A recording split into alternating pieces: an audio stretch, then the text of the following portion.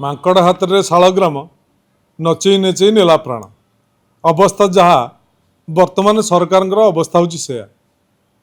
ଏ କଥାର ମୂଳ ତତ୍ତ୍ୱ ରହିଲା ଆପଣ ଦେଖନ୍ତୁ, ଯେତେବେଳେ 1999 ମସିହା ମହାବାତ୍ୟାରେ ଓଡ଼ିଶା ବିପନ୍ନ, ଓଡ଼ିଶା ହାହାକାର, ତା ପରବର୍ତ୍ତୀ ଅବସ୍ଥାରେ ପୂର୍ବତନ ମୁଖ୍ୟମନ୍ତ୍ରୀ ବିଜୁ ଜନତା ଦଳ ସଭାପତି ନବୀନ ବାବୁ ଦାୟିତ୍ୱ ନେଇଥିଲେ।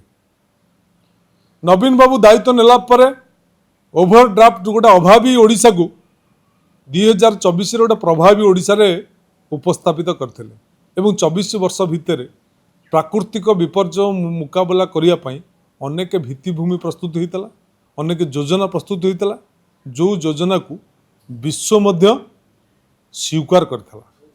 से भली गोटे योजना 2024 मसीह नवीन बाबू छाड़िक गले, किंतु 2 वर्ष भितर कौन है नहला आपण देखंतु, गोटे मध्यम धरणर बन्या को ये सरकार सठिक मुकाबला कर पाला नहीं।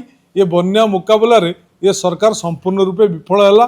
जदि बात्या आसीबो कि आ बड़ विपद आसीबो ताहा मध्ये ओडिशावासी मनरे प्रश्नवाची जे ये सरकार मुकाबला करि परिबो कि नाही।